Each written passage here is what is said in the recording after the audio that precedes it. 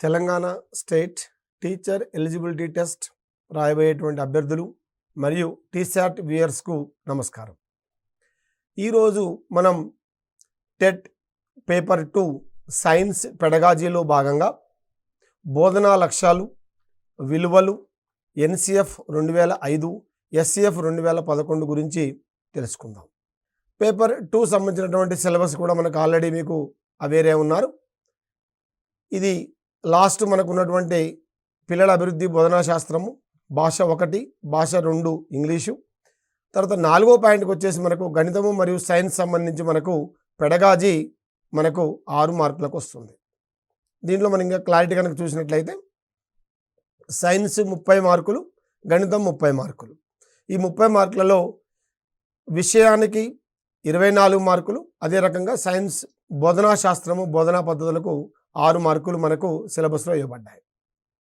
అయితే మనం ఇక్కడ గుర్తుపెట్టుకోవాల్సిన అంశం ఏమిటి అంటే సైన్స్ బోధనా శాస్త్రము బోధనా పద్ధతుల యొక్క 6 మార్కులే కాకుండా చైల్డ్ పెడగాజీ సంబంధించినటువంటి చైల్డ్ డెవలప్మెంట్ పెడగాజీలో వచ్చే ఈ బోధనా పద్ధతి సంబంధించి కూడా అప్పుడప్పుడు ఇలాంటి ప్రశ్నలు కూడా అక్కడ ఇస్తూ ఉన్నారు.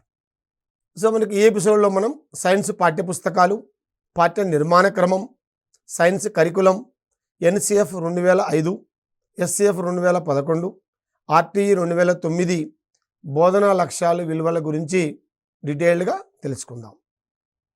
మొదటగా మనం తీసుకోబోయేటువంటి టాపిక్ పైన గతంలో అంటే గత టెట్ సంబంధించిన పేపర్లలో ఏమేమి ప్రశ్నలు వచ్చాయో ఒకసారి వివరంగా పరిశీలిద్దాం. బోధనాభ్యసన ప్రక్రియలో ఇది గుణాత్మక మరియు పరిమాణాత్మక ఫలితాల వివరణలు ఇస్తుంది. ఆ క్వశ్చన్ అది. ఆన్సర్ చూడండి. పరీక్షా విధానము, మాపనము, మూల్యాంకనము, పరీక్ష. మనకందరికీ కూడా తెలుసు, జనరల్గా పరిశీలించినట్లయితే పరీక్షా విధానము, మాపనము, పరీక్ష అనేటువంటివి పరిమాణాత్మక ఫలితాల యొక్క వివరణలు ఇవ్వవు. మరి ఏమిస్తుంది? మూల్యాంకనం. అదే రకంగా బ్లూమ్స్ విద్యా లక్ష్యాల వర్గీకరణలో అనువాదము అని స్పష్టీకరణము అంటే అబ్జెక్టివ్స్ అనే స్పెసిఫికేషన్ ఏ లక్ష్యానికి సంబంధించింది? మనకు తెలుసు ఎయిమ్స్ అండ్ అబ్జెక్టివ్స్లో భాగంగా మనకు వినియోగము, విశ్లేషణ, సంశ్లేషణ, అవగాహన. మనకు విద్యా ప్రమాణాలలో మొట్టమొదటిదే ఉన్నది విషయావగాహన. ఇది కూడా అవగాహన కిందికే వస్తుంది. అదే రకంగా find out the incorrect statement with regards to audio visual AIDS అంటే దృశ్య శ్రవణ బోధనోపకరణములకు సంబంధించినది సరికానిది. ఇక్కడ జాగ్రత్తగా మనం క్వశ్చన్ చూసుకోవాలి. సరైనది కాదు, సరికాని స్టేట్మెంట్ మనం గుర్తించాలి. ఇవి విద్యార్థులను ప్రేరేపిస్తాయి. రెండోది, ఇవి మూర్తము నుండి అమూర్తానికి అంటే కాంక్రీట్ టు అబ్స్ట్రాక్ట్ అనే సూత్రానికి అనుగుణంగా ఉండవు. ఇవి అభ్యసనాన్ని వేగవంతము చేస్తాయి. అదే రకంగా 4వది, సాధారణ కంటితో చూడలేని వాటిని చూపడానికి దోహదపడతాయి. ఇక్కడ మనకు సాధారణంగా తెలుసు, మనకు కాంక్రీట్ టు అబ్స్ట్రాక్ట్ అనేటువంటి విషయానికి మనకు ఆడియో విజువల్ బెస్ట్ ఎగ్జాంపుల్. సరి కానిది అన్నాడు కాబట్టి 2వది మనకు ఆన్సర్ అవుతుంది. 3వ చూడండి, విజ్ఞాన శాస్త్ర ఉత్పత్తి ఈ విధంగా సూచింపబడుతుంది. దీంట్లో ఏం తీసుకుంటున్నాం మనం ఆన్సర్లు? శాస్త్రీయ పద్ధతులు అన్వేషణ, ప్రోగు చేయబడిన మరియు క్రమబద్ధం చేయబడిన జ్ఞానం, 3వది శాస్త్రీయ వైఖరి, 4వది దత్తాంశ సేకరణ. అంటే ఒక సైన్స్ ఒక ప్రొడక్ట్ ఏ విధంగా ఉంటుందంటే మనకు accumulated and systematised body of knowledge అంటే ప్రోగు చేయబడిన మరియు క్రమబద్ధం చేయబడినటువంటి జ్ఞానము ఆ యొక్క ప్రొడక్ట్గా మనం చెప్పబడుతుంది. ఇది ఆన్సరు. అదే రకంగా ఇది విజ్ఞాన శాస్త్ర ఉపాధ్యాయునికి తగిన పాత్ర కాదు అంటే not a role of science teacher. 1 facilitator అంటే సౌకర్యకర్త, 2 ఫైనాన్సియర్, 3 మేనేజర్, 4 కౌన్సిలర్. మనం ఒక సైన్స్ టీచర్గా విద్యార్థికి ఫెసిలిటేటర్గా ఉంటాం, సౌకర్యకర్తగా ఉంటాం, విషయాలని ఆర్గనైజ్ చేసే మేనేజర్గా ఉంటాం, మరి తగిన గైడెన్స్ ఇచ్చేటువంటి కౌన్సిలర్గా ఉంటాం. అంతే తప్ప విద్యార్థులకు మనం ఫైనాన్సియర్స్ కాదు. కాబట్టి ఫైనాన్సియర్ అనేది ఇక్కడ రైట్ ఆన్సర్. ఇది చూడండి. దీనిని కేంద్రంగా చేసుకొని బోధనాభ్యసన ప్రక్రియను నిర్వహించాలని NCF 2005 సూచించింది. మనం దీని గురించి డీటెయిల్డ్గా మనం డిస్కస్ చేద్దాం. ఎవాల్యుయేషన్ సెంటర్ అంటే మూల్యాంకన కేంద్రీకృతంగా, ఉపాధ్యాయ కేంద్రీకృతంగా, విద్యార్థి కేంద్రీకృతంగా, విషయ కేంద్రీకృతంగా. మనం ఎప్పుడు కూడా ఎవాల్యుయేషన్ కానీ, టీచర్ కానీ, కంటెంట్ సెంటర్గా టాపిక్ తీసుకోం. ఎవరిని ఉద్దేశించి తీసుకుంటాం? సాధారణంగా విద్యార్థి కేంద్రీకృతంగా తీసుకుంటాం. శిశు కేంద్ర టీచింగ్ లెర్నింగ్ ప్రాసెస్ చేపట్టాలని ఎన్సిఎఫ్ 2005 సూచించింది. సో మన ఆన్సరు 3. ఈ మధ్య కాలంలో విద్యాశాఖ బోధనాభ్యసన ప్రక్రియలను బలోపేతం చేయడానికి ప్రవేశపెట్టినది. మీకు అందరికీ కూడా టీశాట్ గురించినటువంటి విషయం ప్రత్యేకంగా తెలుసు. 2016 నవంబర్ 16లో మొట్టమొదటిసారిగా డిజిటల్ తరగతులు ప్రవేశపెట్టి ఒక ఆన్లైన్ లెర్నింగ్లో ఒక విప్లవాన్ని సృష్టించింది తెలంగాణ ప్రభుత్వం. దానిలో కీలక పాత్ర వహించింది టీశాట్ ఛానల్, విద్యా నిపుణ ఛానల్స్. సో మన ఆన్సరు డిజిటల్ లెసన్స్, డిజిటల్ తరగతులు. ఇది టీఎస్సెట్ 2017లో అడిగిన క్వశ్చన్. ఒక విద్యార్థి కృత్రిమ దారాలు, ప్లాస్టిక్లు పాఠం అభ్యసన తర్వాత ప్లాస్టిక్ బ్యాగుల వినియోగాన్ని పూర్తిగా మానుకున్నట్లయితే సాధించబడిన లక్ష్యము ఏది అని అడిగాడు. Responding, valuing, characterisation, organisation. అంటే ఏం జరిగింది అక్కడ? ఒక క్యారెక్టర్ ఫామ్ అయింది. శీల స్థాపనం అనేటువంటిది రైట్ ఆన్సర్. విజ్ఞాన శాస్త్ర పేటికలకు సంబంధించి ఈ క్రింది వానిలో సరికానిది. ప్రతి స్కూల్స్ కూడా సెంట్రల్ అండ్ స్టేట్ గవర్నమెంట్స్ మొత్తం సైన్స్ కిట్స్ ఇవ్వడం జరిగింది. దానికి సంబంధించినటువంటి స్టేట్మెంట్లో సరికానిది, ఈ పేటికలు చిన్న ప్రయోగశాలలుగా పనిచేస్తాయి. ప్రయోగశాలలు లేని పాఠశాలలో ఈ పేటికలు ఉపయుక్తంగా ఉంటాయి. ఎక్కడికైనా సులభంగా తీసుకుని వెళ్ళడానికి అనువుగా ఈ పేటికలు రూపొందించబడినవి. ఈ పేటికలు ఉపాధ్యాయుల కొరకు రూపొందించబడినవి. 4వది మనకి ఇక్కడ ఆన్సర్. అంటే ఎట్లా? ఈ పేటికలు వాస్తవంగా విద్యార్థుల కొరకు రూపొందించబడినవి. నెక్స్ట్ క్వశ్చన్ చూద్దాం. ఈ కింది వాటిలో అభ్యసనకు సంబంధించి ఎన్సిఎఫ్ 2005 సూచించింది. అభ్యసన తరగతి గదిలో మాత్రమే జరగాలి. 2వది ఉపాధ్యాయుని నుండి జ్ఞానాన్ని కానీ విద్యార్థులు సముపార్జించుటకు నిష్క్రియాత్మకంగా ఉండాలి. అభ్యసన ఉపాధ్యాయ నిర్దేశితంగా ఉండాలి. అభ్యసనము విస్తృత సాంఘిక పరిస్థితుల్లో జరగాలి. Learning should be in the wider social context అని మనకి ఎన్సిఎఫ్ 2005 సూచించింది. కాబట్టి ఆప్షన్ 4 సరైన ఆన్సర్. ఆర్టీఈ 2009 చట్టం ప్రకారం ఈ వయసు గల పిల్లలకు ఉచిత నిర్బంధ విద్య పొందే హక్కు కలదు. ఆప్షన్ ఏ 3 నుంచి 12 సంవత్సరాలు, ఆప్షన్ 2 4 నుంచి 13 సంవత్సరాలు, 3 5 నుంచి 14 సంవత్సరాలు, ఆప్షన్ 4 6 నుంచి 14 సంవత్సరాలు. మనకందరికీ కూడా తెలుసు ఆర్టీఈ 2009 చట్టం ప్రకారం 6 నుంచి 14 సంవత్సరాల వయసు గల పిల్లలకు ఉచిత నిర్బంధ విద్య పొందేటువంటి హక్కు ఉన్నది. కాబట్టి ఆప్షన్ 4 కరెక్ట్ ఆన్సర్. ఈ విధంగా మనం గత సంవత్సరం టెట్లో అడిగినటువంటి ప్రశ్నాపత్రాల్లోని పెడగాజీ సంబంధించినటువంటి ప్రశ్నల్ని చూసాం. ఇప్పుడు దీనికి సంబంధించిన ఆ పెడగాజీ సంబంధించిన అంశాలని డీటెయిల్గా మనం పరిశీలిద్దాం. సైన్స్ పాఠ్యపుస్తకాలు, పాఠ్య నిర్మాణ క్రమం పెడగాజీలో మనకు కీలక పాత్ర పోషిస్తాయి. నూతన పాఠ్యపుస్తకాలలో పిల్లల పూర్వజ్ఞానానికి సంబంధించి నిజ జీవిత సందర్భంలో ఎదురయ్యే సన్నివేశాలతో ప్రారంభించి ఆలోచన రేకెత్తించే శోధనాత్మక ప్రశ్నల ద్వారా, చర్చల ద్వారా పాఠాన్ని నేర్చుకునే అవకాశం కల్పించబడింది. పాఠ్య నిర్మాణ క్రమంలోని వివిధ విభాగాలను పరిశీలించే ముందు ఇంకేం చూద్దాం? మరి పాఠ్యపుస్తకాల యొక్క నేపథ్యం ఏమిటి, దేని ఆధారంగా ఈ నూతన పాఠ్యపుస్తకాలు రూపొందించబడినాయి అనే అంశాన్ని కూడా మనం పరిశీలిద్దాం. మార్గదర్శక సూత్రములు అంటే గైడింగ్ ప్రిన్సిపల్స్ ఏమున్నాయి? రాష్ట్ర విద్యా ప్రణాళికా చట్టము 2011కు మూలాధారము ఎన్సిఎఫ్ 2005 మరియు ఆర్టీఈ 2009, జాతీయ విజ్ఞాన కమిషన్ ప్రతిపాదనలు. ఈ పత్రము తయారీలో ఈ కింది అంశాలను పరిగణలోకి తీసుకున్నారు. జాతీయ విద్యా ప్రణాళికా చట్టం ఎన్సిఎఫ్ 2005, ఉచిత నిర్బంధ విద్యా హక్కు చట్టం 2009, భారత రాజ్యాంగ ప్రవేశిక మరియు 73-74వ రాజ్యాంగ సవరణలు, భారత ప్రభుత్వ నివేదిక భారము లేని విద్య లెర్నింగ్ వితౌట్ బర్డెన్, ఇది మనకందరికీ కూడా తెలుసు, ప్రొఫెసర్ యశ్పాల్ కమిటీ సూచించింది. ఉపాధ్యాయ విద్య జాతీయ విద్యా ప్రణాళికా చట్టం ఎన్సిఎఫ్ టిఈ 2010, జాతీయ విజ్ఞాన్ కమిషన్ ప్రతిపాదనలు, నాలెడ్జ్ కమిషన్ రికమెండేషన్స్ ఆధారంగా ఈ యొక్క పాఠ్యపుస్తకాలు రూపొందించడం జరిగింది. దీనిలో భాగంగా మరి ఎన్సిఎఫ్ 2005 జాతీయ విద్యా ప్రణాళిక చట్టం యొక్క మౌలిక సూత్రాలు ఒకసారి చూద్దాం. బడి బయట జీవనానికి జ్ఞానాన్ని అనుసంధానము చేయాలి అంటే ఏం చెప్తుంది?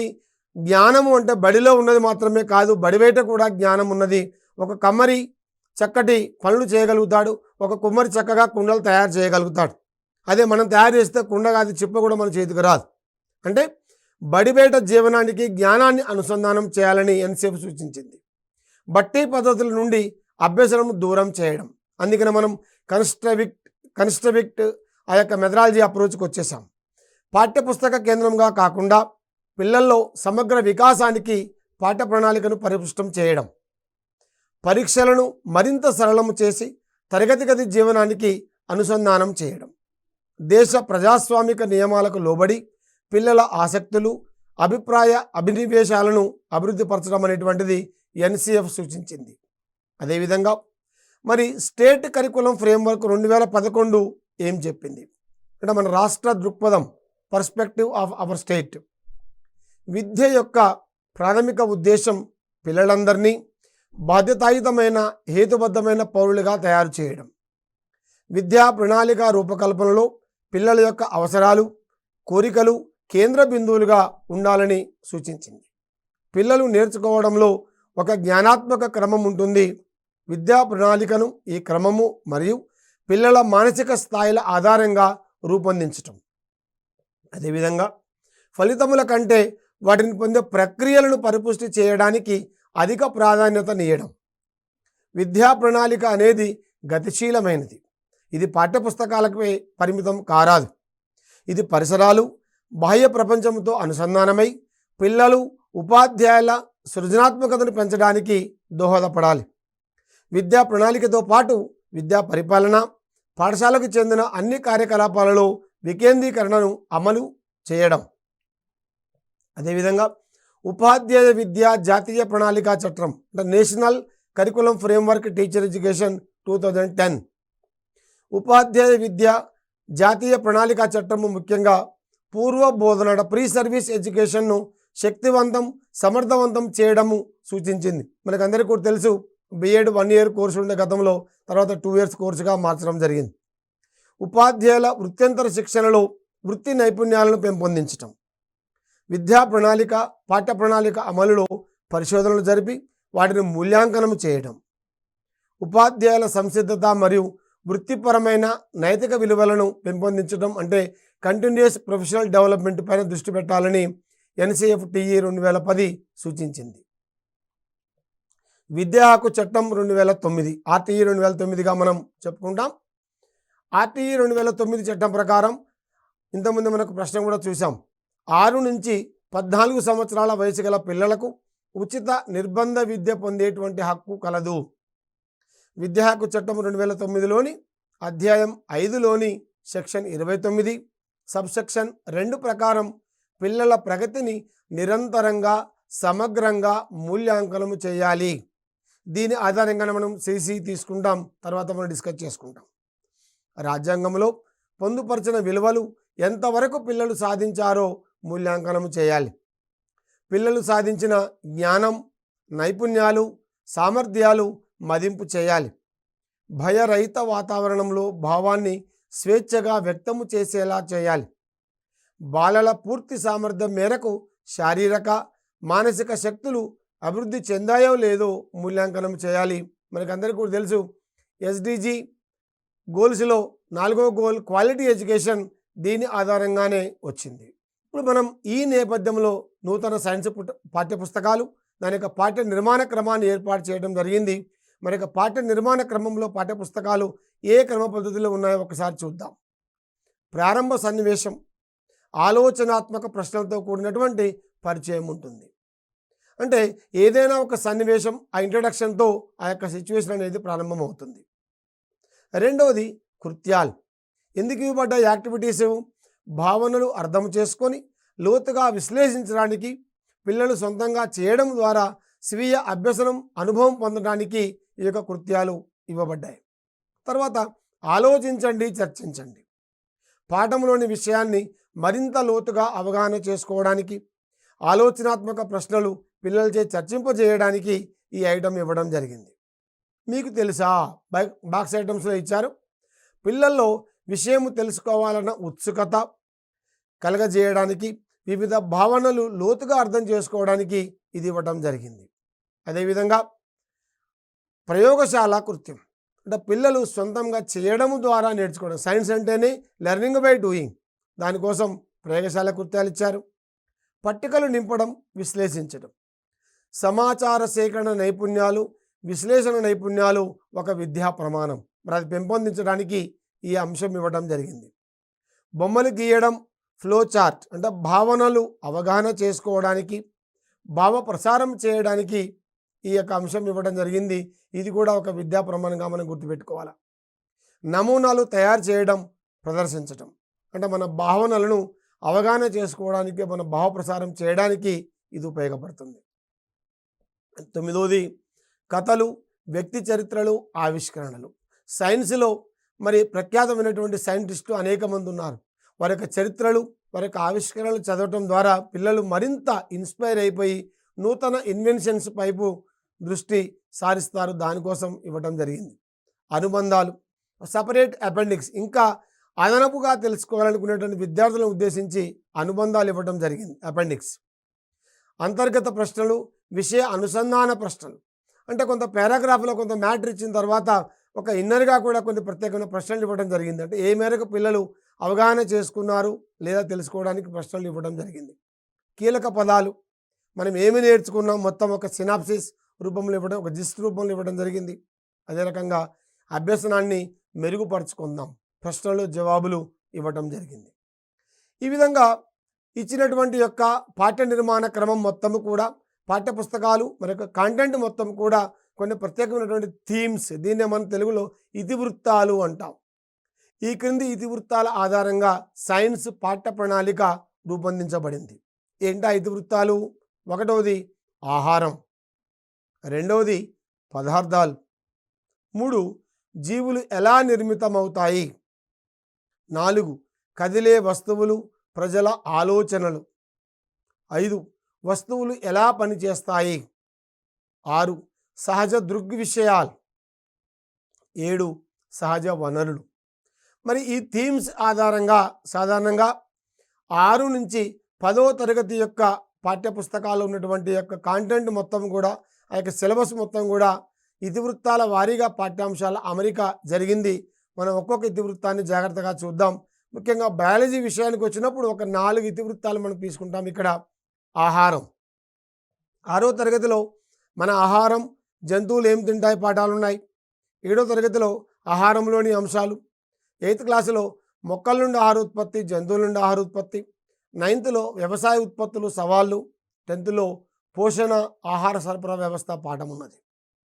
2వ ఇతివృత్తం సజీవ ప్రపంచం, 6th క్లాసులో సజీవులు నిర్జీవులు ఆవాసం పాఠాలు, 7thలో లేదు. 8thలో సూక్ష్మజీవ ప్రపంచం, జీవ వైవిధ్యము సంరక్షణ, వివిధ ఆవరణ వ్యవస్థలు పాఠాలు, 9thలో జీవులలో వైవిధ్యం, జంతువులలో ప్రవర్తన, ఆవరణ వ్యవస్థలలో అనుకూలనాలు, 10thలో అనువంశికత అనే పాఠం కూడా ఇవ్వడం జరిగింది.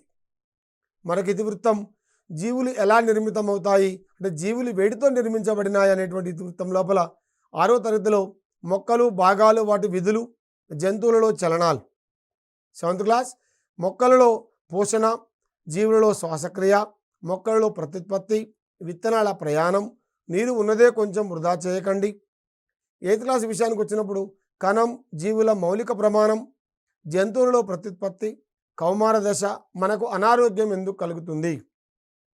9thలో కణ నిర్మాణము, విధులు, వృక్ష కణజాలము, జంతు కణజాలము, ప్లాస్మా పొరగుండా పదార్థాల కదలిక, జ్ఞానేంద్రియాలు.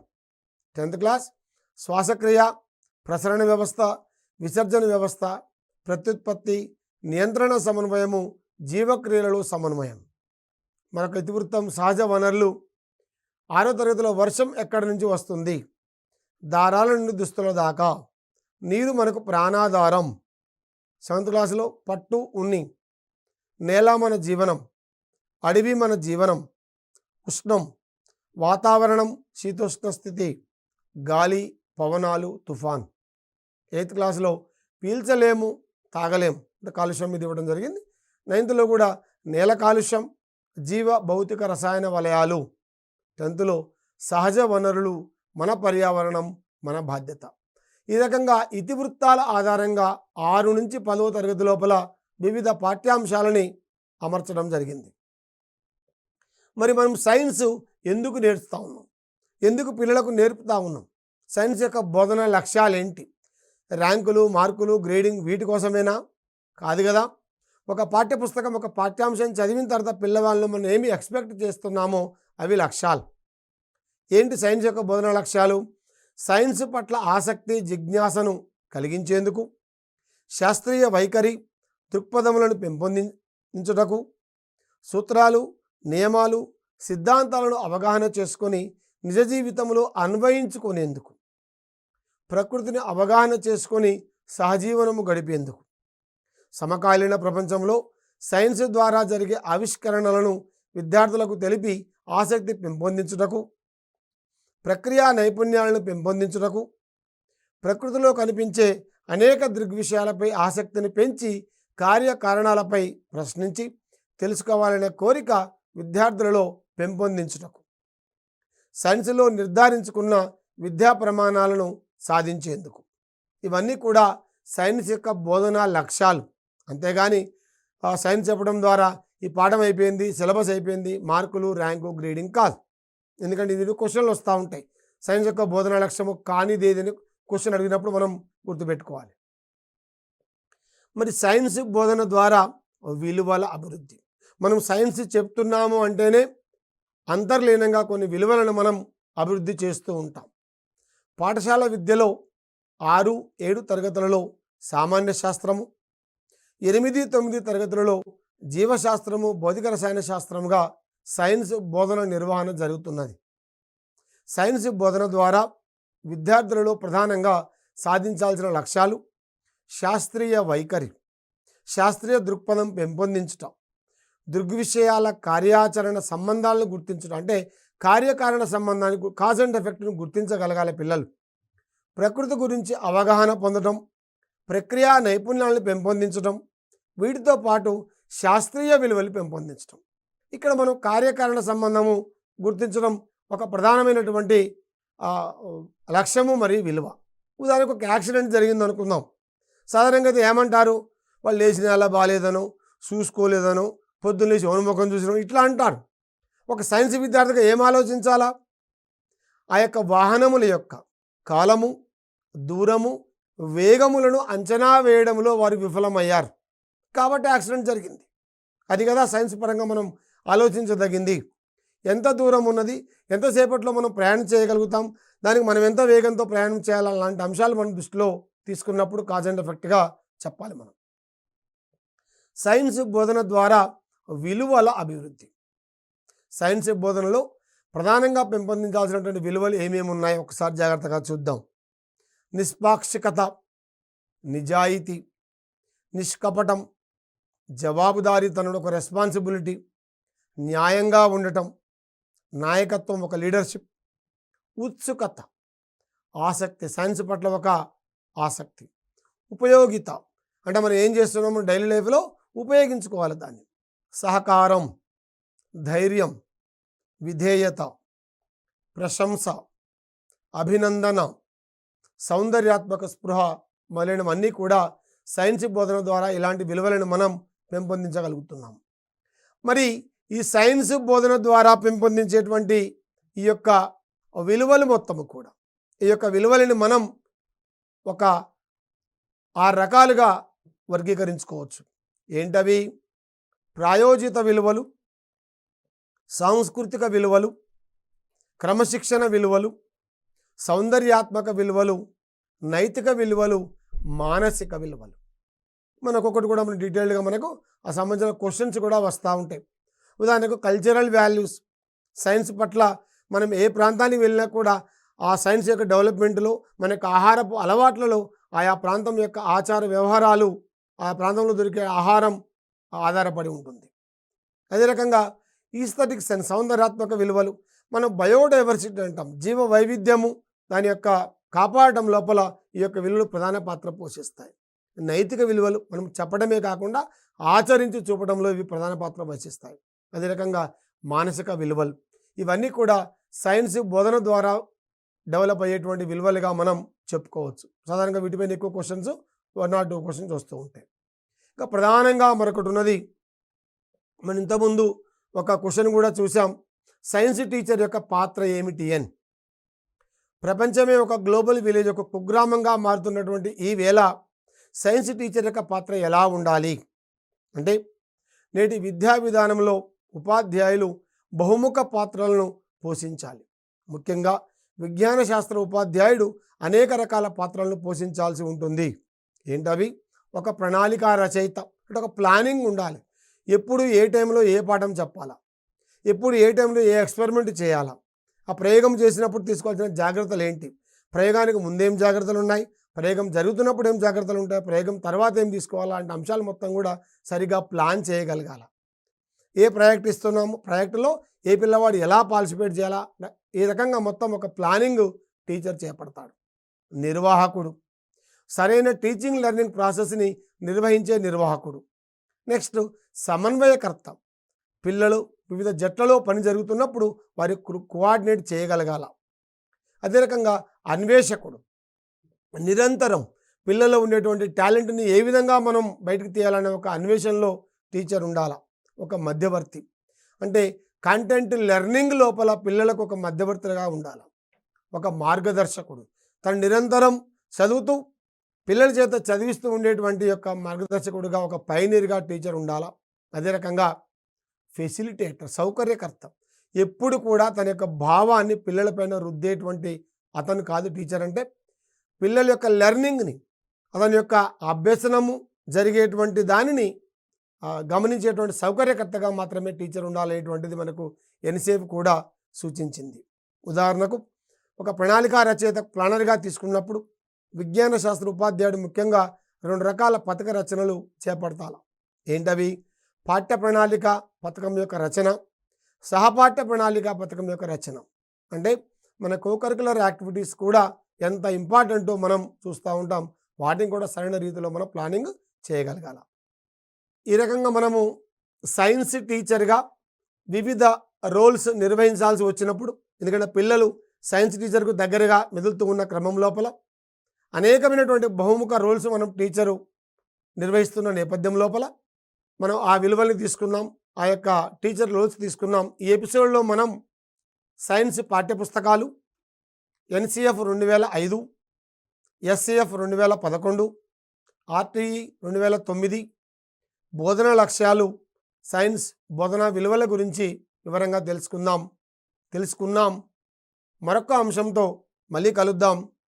నమస్కారం.